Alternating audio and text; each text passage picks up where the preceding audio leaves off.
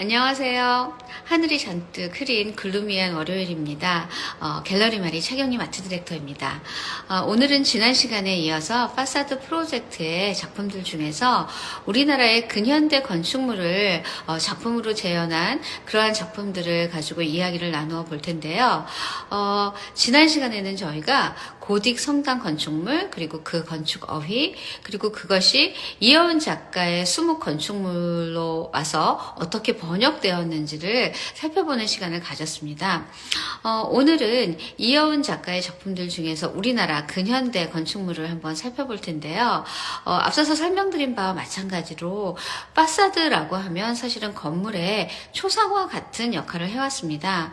그런데 이 파사드들은 근대로 넘어오면서 사실은 근대 건축물들이 콘크리트나 철근 같은 재료들을 씀으로써 사실상 파사드들은 상실되게 되어 있는데요. 그러니까 이른바 미적 감동을 배제한 유용성이 파사드들을 없앴다고 볼 수 있습니다. 우리나라 근현대 건축물들은요, 이러한 근대적 건물의 미적 감동을 배제한 건물의 성격을 가지고 있으면서도 또 한편으로는 고전주의 양식을 가져와서 건축물을 대부분 건축했기 때문에 사실은 대부분 파사드들을 간직하고 있고요. 그래서 이러한 어떤 미적인 아름다움이 이여운 작가가 작품으로 재현하는 데 있어서 중요한 역할을 하지 않았을까 하는 생각을 한번 해봅니다.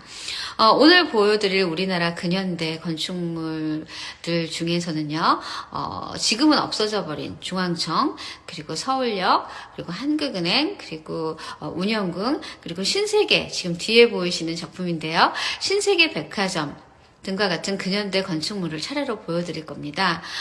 사실 지금 저 건축물들, 제가 호명해드린 저 건축물들은 서울의 대표적인 건물이라고 할 수 있죠. 시간을 간직한 채 여전히 미적 감동을 주는 아름다운 건축물이라고 할 수 있습니다. 그럼 바로 작품들을 보면서 이야기를 나눠보도록 하겠습니다. 맨 처음 보여드릴 작품은 바로 신세계 백화점 건축물입니다. 그런데 이 신세계 백화점 건축물을 재현한 이 작품을 보시면 신세계 백화점이 이렇게 똑같은 트윈으로 되어 있었던 동이 두 개였던 건축물이었던가 하는 생각을 하실 거예요. 근데 이것은 보통 이제 이여운 작가가 그 건축물의 반영, 즉 리플렉션을 재현하는 경우가 많은데요. 보통은 이제 위아래 상하로 이렇게 리플렉션이 된 그런 작품들이 대부분입니다. 그런데 이거는 특이하게도 리플렉션, 즉 반영이 좌우 옆으로 되어 있는 그러한 작품입니다. 조금 근접해서 보여드리면 오른쪽에 있는 건축물이 텍스트를 보시면 아시겠지만 반영된, 리플렉션 된 건물이고요. 왼쪽이 바로 본 건물이 되겠습니다. 그런데 재미있는 것은 이 반영으로 나타난 그 리플렉션 쪽이 훨씬 더 좀 진하게 이렇게 느껴지시죠? 이거는 사실 제가 조금 이따가 좀 설명을 드릴 건데 이렇게 생각하시면 될 것 같습니다.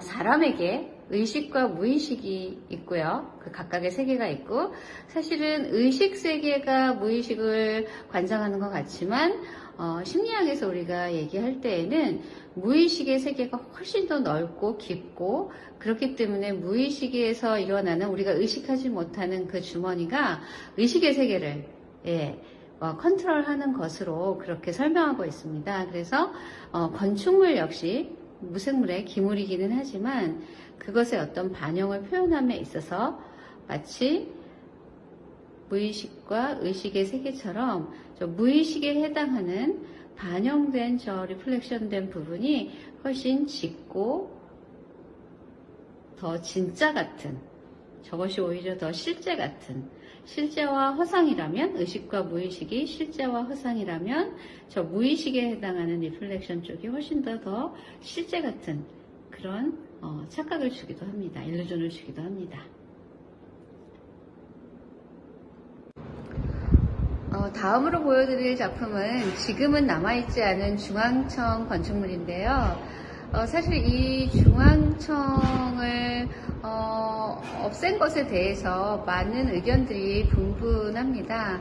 이제 그 중에서도 사실은 좋지 않았던 역사, 아픈 역사의 것이기에 사실은 이거를 이제 없앴는데 오히려 그렇기 때문에 건축물을 남겨두어서 옳지 않았던 혹은 아팠던 과거의 역사를 다시 한번 돌이켜서 역사의식을 갖는 것이 좋지 않았을까 하는 의견들이 많이 있는 걸로 제가 알고 있습니다. 조금 근접해서 보여드리면 지난 시간에 고딕성당을 구현했을 때하고는 조금 방식이라든가 선묘법이 좀 다른 것처럼 느껴지실 거예요. 주로 이제 면에 해당하는 채색은 거의 보이지 않고요. 거의 이제 선으로만 작품을 구현했는데요.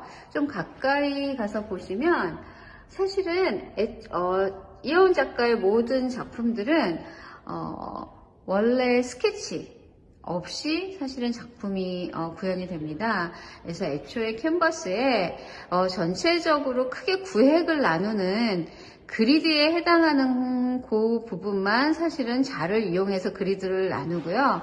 나머지는 모든 선을 그을 때 자를 사용하지 않는 것은 물론이고, 그리고 이제 기본적인 스케치도 없습니다. 그래서 바로 붓과 먹으로 작품을 이제 하게 되는데, 그래서 사실은 처음에 애초에 보이실까요? 지금 여기에 애초에 그려졌던 그 부분이 사실은 이제 그리시다 보니까 그게 이제 아니고 수정되어서 이제 그 위에 저렇게 중첩되어지는데 일부러 원래 그렸던 어떻게 보면은 잘못 그려진 것들을 없애지 않고 혹은 다른 캔버스로 다시 그리지 않고 그 위에 다시 또 저렇게 그림으로써 어떤 새로운 환영 같은 거를 느끼게 해주고요.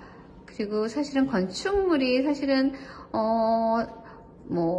금방 부수거나 또 뭐 새롭게 다시 고칠 수는 있겠지만 일반적으로는 사람의 생애보다는 좀 긴 것이 사실입니다. 그러다 보니 당연히 시간과 역사를 관통해서 그 자리에 계속 있는 거고요. 그러다 보니까 저렇게 처음에 조금 잘못 그려졌던 저런 부분들을 그 위에 계속해서 저렇게 쌓아감으로써 뭔가 시간적인 어떤 역사적인 건물이 가지는 흔적과 같은 어떤 그런 내러티브를 갖기도 합니다. 중앙청이었고요. 그리고 이제 이쪽 건축물은 자, 아시는 분은 아실 것 같아요. 한국은행 건물입니다. 우리나라 한국은행 건축물은 굉장히 아름답기로 정말 유명합니다. 아까도 말씀드린 것과 같이 고딕성당을 재현했을 때하고는 조금 다르게 면 처리, 그러니까 면을 색으로 칠하는, 그러니까 수묵으로 칠하는 그런 면 처리 없이 거의 선으로만 작품을 구현하였습니다. 여기서도 마찬가지로 애초에 그려졌던, 구축되었던 것들을 지우지 않고 그 위에 다시 저렇게 쌓아 올림으로써 묘한 일루전을 주고 환영을 주고 착시를 주고 그럼으로써 그것이 시각적으로도 아름다움을 주고요. 특별한 공간감을 주고요. 내러티브적으로도 의미가 있는 것 같습니다. 마지막으로 운영궁 건물인데요. 전체적인 건축물의 이미지만 봐서는 우리나라에 있는 건축물처럼 느껴지지는 않으실 거예요. 그래서 이러한 고딕 양식과 다른 서양의 건축물 양식을 많이 가지고 있기 때문에 사실은 드라마나 영화의 촬영지로도 매우 유명한 그러한 건축물입니다.